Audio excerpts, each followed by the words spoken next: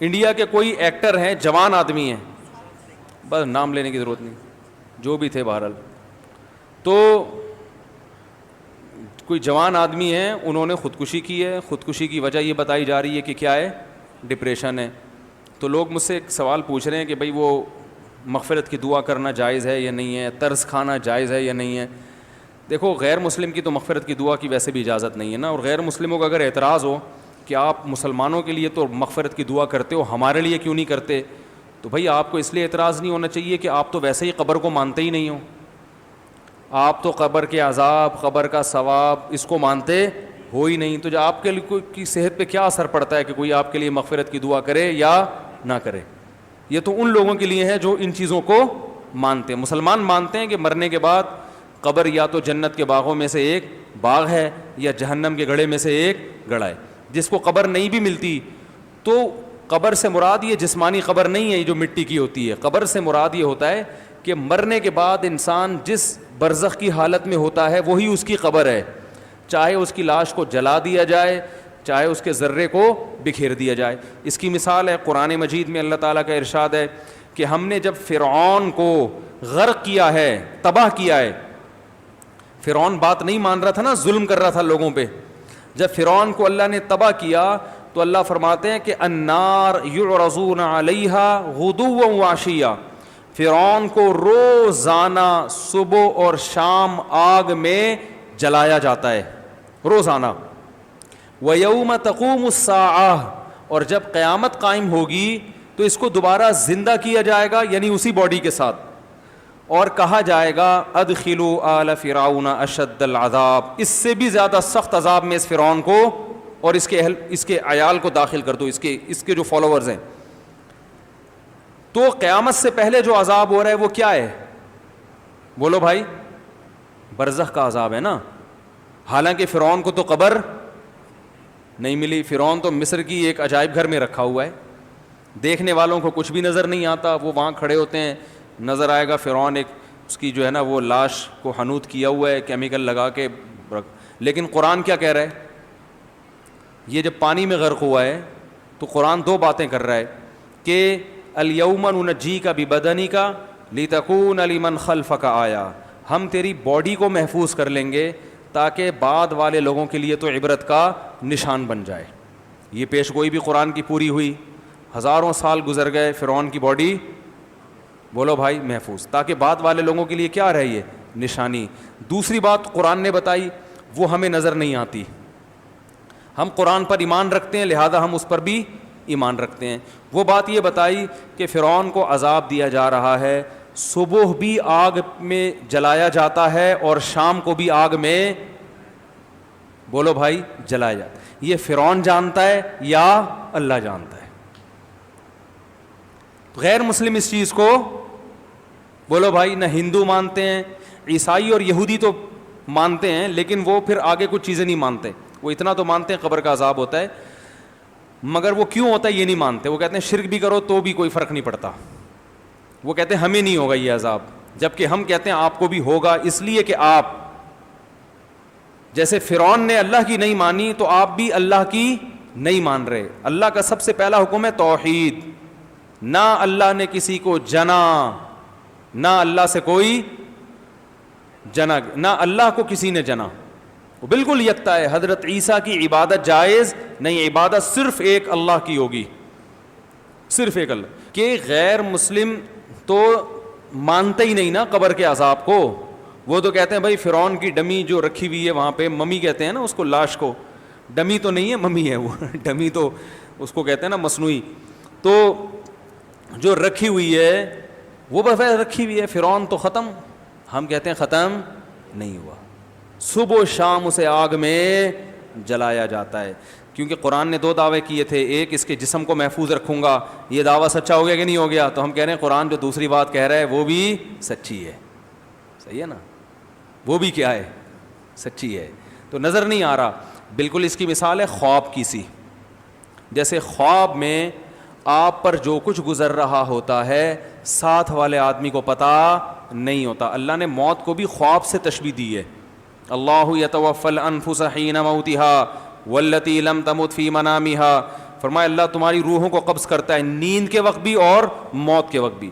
تو نیند کے وقت بھی ہماری روح کا باڈی سے کنیکشن کمزور ہو جاتا ہے, لیکن روح پہ جو کچھ گزرتی ہے وہ ساتھ بیٹھے ہوئے آدمی کو معلوم نہیں ہوتا. آپ تو دیکھ رہے ہیں کہ خراٹے لے کے سو رہا ہے, مگر اس پہ کیا گزر رہی ہے وہی جانتا ہے. بعض دفعہ نیند میں خوشیاں مل رہی ہوتی ہیں انسان, آپ بہت عرصے سے کوشش کر رہے تھے کہ آپ کی شادی ہو جائے, ہر جگہ سے دھکے کھا رہے تھے آپ, لوگ کتے چھوڑتے تھے آپ کے پیچھے جب آپ کہیں رشتہ لینے جاتے تھے نا, اتنا لوگوں کو دشمنی, خواب میں اچانک کتنی ہو گئیں, 4 ہو گئیں. ہو سکتا ہے بھائی گورنمنٹ کی طرف سے خواب دیکھنے پر کوئی پابندی نہیں ہے. لوگ مجھے بتاتے ہیں مجھے یہ خواب آیا, میں نے کہا خواب آیا ہے نا, جاگتی حالت میں تو نہیں آیا, تو خود بھی سکون سے سو جاؤ, ہمیں بھی آرام سے کرنے دو, ہم نہیں بیٹھے ہیں تمہارے خوابوں کے مطلب بتاتے نہیں بیٹھ کے. تو خواب میں کتنی ہو گئی ایک دم سے 4, اور 4 میں آپس میں محبت بھی بہت زیادہ, 4 خوبصورت بھی, محبت بھی, اور 4 ایک آپ کے دایاں والا پاؤں دبا رہی ہے, دوسرا بایاں دبا, اور 2 مل کے سر دبا رہی ہیں. آ سکتا ہے نا, کتنے خوش ہو گئے آپ. لیکن ساتھ بیٹھے ہوئے آدمی کو پتا ہوگا ہے, جب آپ کی آنکھ کھلے گی آنکھ کھلے گی تو پتا چلے گا بھائی تمہاری قسمت میں وہی ہے جو کنوارا پنی ہے, ابھی مزید دھکے کھانے ہیں. جاب لگ جاتی ہے, لوگ کوشش کر رہے ہیں کہ اور اچانک خواب میں امریکہ چلا گیا آدمی, وہ خوشی سے پھولا نہیں سما رہا. خواب میں بلڈنگ سے بھی گرتے ہیں نا لوگ, کتنا خطرناک خواب ہوتا ہے, آدمی نیچے آ رہا ہوتا ہے, شکر ہے نیچے سڑک پہ پہنچنے سے پہلے آنکھ کھل جاتی, کتنی خوشی ہوتی ہے یار اللہ کا کتنا فضل ہو گیا, ورنہ آج تو ہڈی پسلی گئی تھی. ساتھ بیٹھے ہوئے آدمی کو پتا ہوتا ہے بھائی, کچھ نہیں پتا ہوتا. تو اسی طرح اللہ نے ہمیں قرآن میں بتایا ہے کہ بھائی جب تم مر جاتے ہو تو ایک جہاں سے دوسرے جہاں میں ٹرانسفر ہوتے ہو, فنا نہیں ہوتے. فنا تمہاری باڈی ہوتی ہے, روح کبھی فنا نہیں ہوتی. اب لوگ کہتے ہیں میڈیکل سائنس میں تو یہ چیز آتی نہیں ہے. بھائی میڈیکل سائنس تو اس مادی زندگی کو جانتی ہے. قرآن کہہ رہا ہے وما اوتیتم من العلم الا قلیلا, اللہ نے تمہیں بہت تھوڑا علم دیا ہے. جتنا علم آج سائنس کے پاس ہے اللہ کے حساب سے یہ کیا ہے, بہت تھوڑا. بہت کچھ ابھی ہے, ہو سکتا ہے فیوچر میں انسان مطلع ہو جائے, ہو سکتا ہے نہ بھی ہو. تو ہمیں اللہ نے بتایا کہ بھائی مرنے کے بعد یا تو سکون میں یا عذاب میں, یا تو مزے کی زندگی ہے یہ کیا ہے عذاب کی. تو جو مسلمان دنیا سے جائے گا اس کا یہ ایمان تھا, تو ہم اس کے لیے دعا کرتے ہیں اے اللہ اس کی کوتاہیوں کو گناہوں کو معاف کر دے اور اسے وہاں اچھا مقام عطا فرما. لیکن غیر مسلم جب دنیا سے جائے گا اس کے پاس اس دعا کا آپشن نہیں ہے. تو اب سوال یہ پیدا ہوتا ہے جب آپ آخرت پر یقین ہی نہیں رکھتے تو وہ مر کے کیا ہو گیا, ختم. اب اس کو یہ دعا کرنا کہ یہ اللہ اس کی روح کو, اس کی سول کو امن میں رکھے, شانتی کے ساتھ رکھے, یہ سب مس کالیں ہیں. یہ کیا ہیں؟ کلمتن, زبان سے نکلا ہوا ایک کلمہ ہے جو ہوا میں تحلیل ہو گیا. تو اس لیے اللہ نے غیر مسلم کے لیے مرنے کے بعد, زندگی میں دعا کر سکتے ہیں, مرنے کے بعد دعا کرنے کی اجازت نہیں دی, کیونکہ اس کا اس لائف پر ایمان تھا ہی نہیں. یہ اللہ کی طرف سے سزا ملتی ہے غیر مسلم کو کہ جب تم اس پر ایمان ہی نہیں رکھتے تھے تو اب بعد والوں پر میں پابندی لگا دوں گا کہ مرنے کے بعد تمہارے لیے دعا کریں.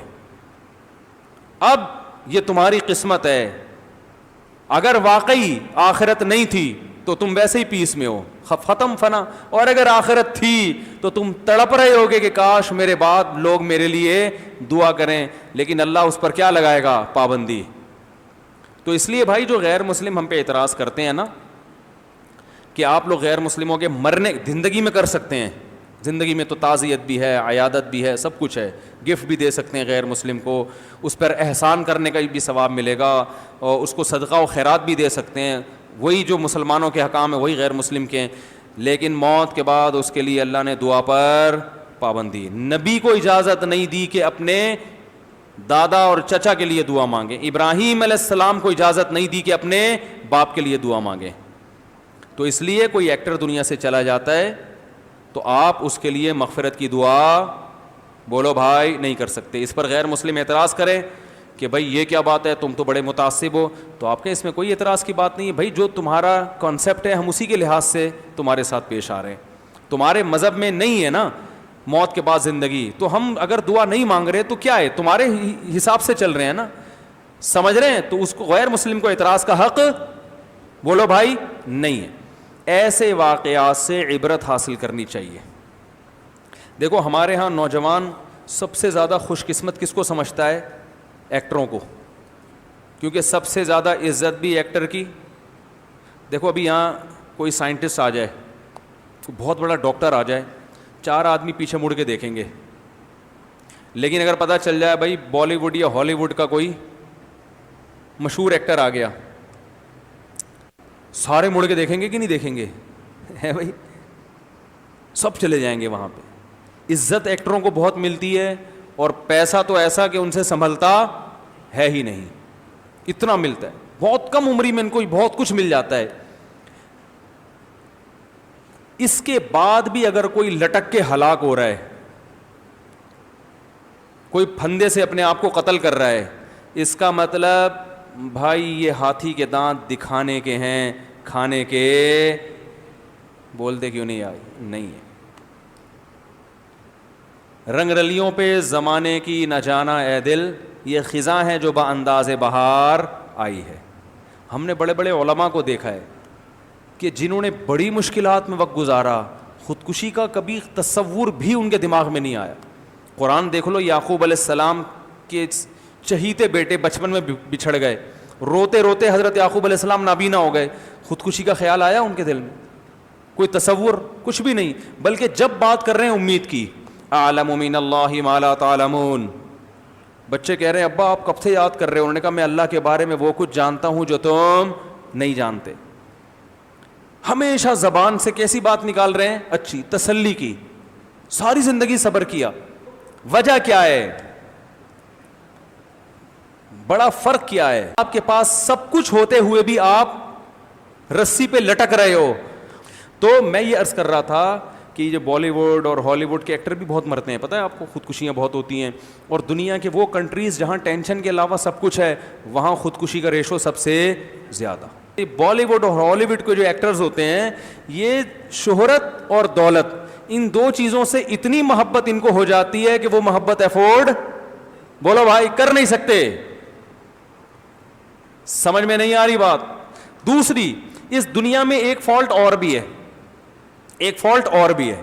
وہ یہ ہے کہ جو مسافر تھا نا, جو ملتان تک پہنچنے کا تو یقین ہے نا کہ یہ پہنچے گا اور اس سے دوستی کروں گا تو کرے گا, دنیا میں یہ بھی یقین نہیں ہے کہ آپ جس چیز کو چاہ رہے ہو وہ مل بھی جائے گی کہ نہیں ملے گی, اور ملنے کے بعد ساتھ رہے گی کہ بھی نہیں رہے گی. جیسے وہ ملتان والا آپ کے ساتھ پشاور جانے کے لیے تیار ہو بھی جائے, لیکن وہ یہ کہہ رہے کہ بھائی میں وعدہ نہیں کرتا, کوشش کرتا ہوں, ہو سکتا ہے خانیوال پہ میرا مائنڈ چینج ہو گیا تو میں وہیں اتر جاؤں گا, وہ تو اور ڈپریشن. تو ان کو جو عزت ملتی ہے, شہرت ملتی ہے, وہ عزت نہ دائمی ہوتی ہے اور نہ وہ پیسہ دائمی. ہر وقت اس کے بارے میں خوف. ایک فلم بھی ناکام ہو گئی نا تو کہاں چلے جاتے ہیں؟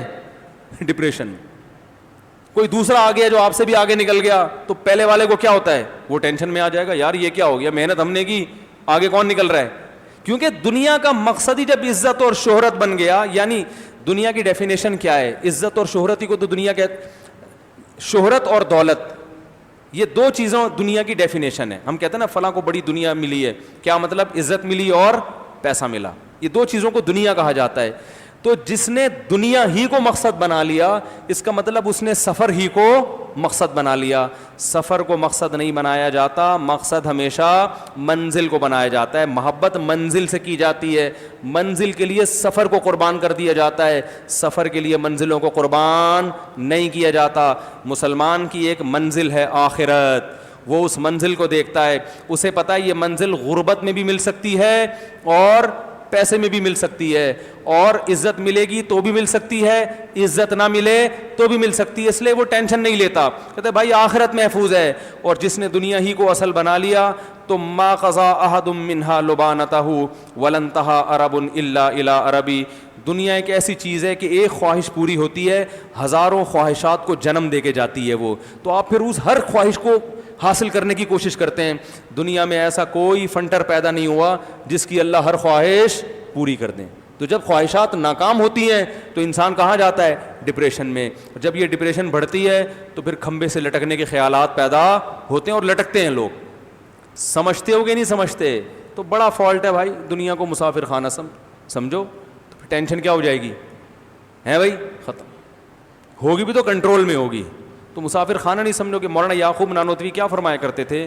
فرماتے تھے کہ اگر مولانا قاسم نانوتوی رحمۃ اللہ علیہ کہ اگر میرے پاس علم کے 2 بول نہ ہوتے نا